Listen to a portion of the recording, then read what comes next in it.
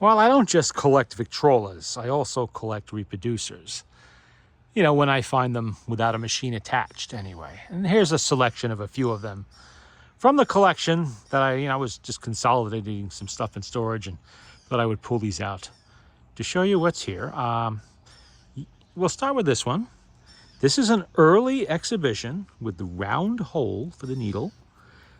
This would put this probably in the late aughts, 1908, 09, 10 maybe, before Victor started pushing the triangular shaped fiber needles.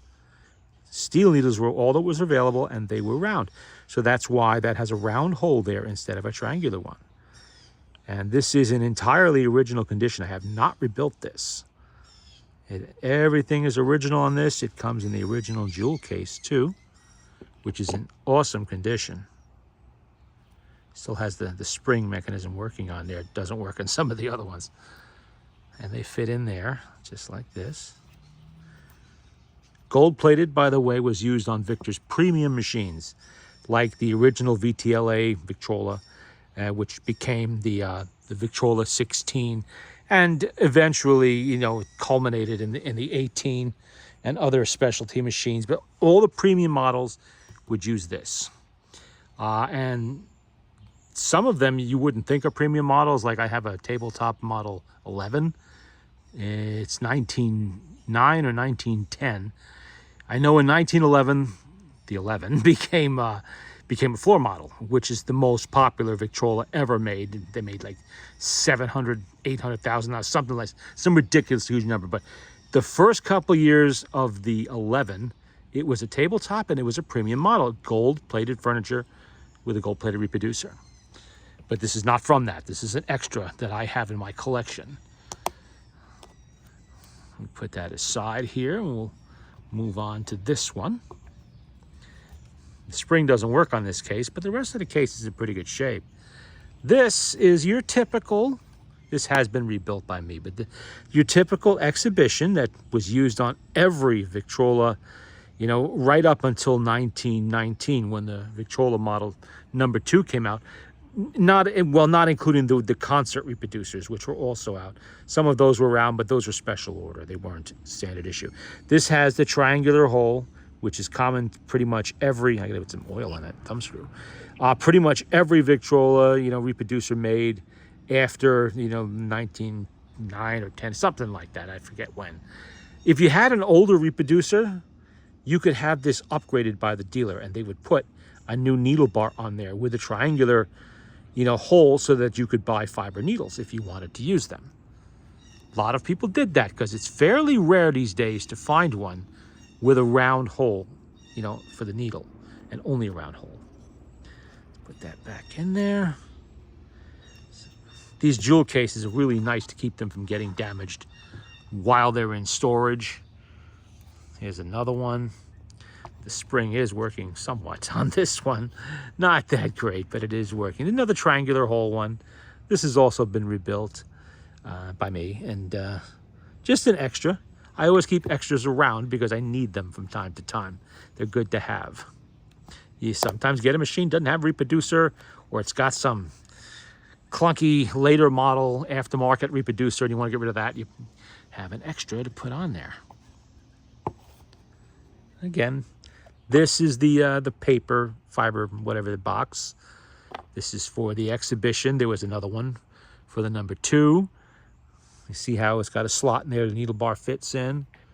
It goes in real nice. You can find these on eBay. These ones are usually around 35 bucks. Those ones are going to cost you a bit more. Depending on condition, they could be anywhere from 45 to 65, even higher. I've seen them sometimes.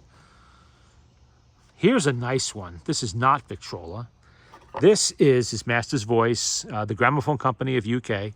This is a brand new number 5A nickel-plated sound box with its original box. Look at the condition of that box. It's probably dealer overstock, an extra that was just never used. And I don't think you're ever going to see one that's going to be nicer, especially considering the 5A was known for pot metal deterioration. Look at the condition of the pot metal on that. It is like brand new. And that gasket back there, that's pliable. It's still pliable. So I could use this, really, if I wanted to, on any of my HMV 102s or other, well, this would fit any orthophonic Victrola also. Same size tone arm on the back, same gasket, it goes right on there. But look at that, that's the box it comes in. I don't know if this box had an insert. I don't think it ever did. I do not think it did, because it fits in just like so. Come on, get in there. There we go. Yeah, it's hard to do it one-handed. There we go. But that, if you went to the dealer, and when did they stop using these? 1936, I think it was, or maybe 37. They went to the 5B. If you needed a new one, you went to the dealer, and they would have given you a box like this with one inside of it. Don't know what they would have charged you, but you could have got one. And here we have the, this is actually off of my Victrola 2, my Victor 2 talking machine. That's the exposed horn Victor, the small one, small tabletop. I use this, I don't know what this box originally came from, something European probably, but it doesn't fit the regular jewel case because of the little addition of the lifting handle here. This is the original style. It's got, doesn't have a thumb screw. It's got this lever here, a lever to release the needle. Round hole, of course, because that's what they had. My Victor 2 is, I believe, what was it, 1904, 1905, something like that. And this has been rebuilt, of course. I have rebuilt this. And I keep it off the machine when I'm not using it because, it can get dirty and dusty. It's an open top machine. There's nothing to protect it. So I keep that separate from the machine when not in use. And this box suits that very well. It doesn't quite close all the way, but that's okay. It doesn't really matter. And this is just one that I don't know why. I have it hanging around for when I need it on the occasional 102. This is a Victor Victrola orthophonic, nickel plated, chrome plated in this case. You will find this style on the Victor Victrola 2-35. The 2-55 had the gold-plated one. 2-35 has this one. It's a slightly different design, not really always rebuildable. This one was rebuilt by Walt Summers, 7 or 8 years ago. And I'm just keeping it for a spare, in case it's needed. It does play very well. You see this also has the triangular needle hole there for fiber needles. These things are kind of complicated, in the needle bar. There's a whole bunch of little ball bearings in there, and they're sort of a pain to deal with, although they have an awesome sound. And, there's been controversy from day one as to which one of these, well, I don't want to open that box again, but which one of these had the better sound, the 5A and B or the Victor orthophonic, and people will swear on one or the other. But for the rest of us that do not have trained ears, they sound great. Both of them do, pretty much the same. Doesn't matter. They both have aluminum diaphragms. They both were very well designed and engineered. This one's a little more complex than the 5A and B are, but it is a world above the 16, which can't be rebuilt at all. These things come apart with a ring here, this ring around it, that unscrews. You could see where the ring, because it's pot metal, had cracked in 2 spots, and Walt had to glue it in there. But it works. That's all that matters. He did the best he could with it for me, and it actually is excellent for a spare, because very often I will get a 102 that doesn't have a reproducer on it. For whatever reason, it's damaged, it's missing, whatever, and I will need to use this. So that's what I keep it for. Fits nice in this little box that I got from who knows where. It's just to protect it, keep the dirt and dust off it while it's in storage. But that's a few of them. I probably have 100 reproducers, but of all types. But these are just a few of the nice little jewel cased ones.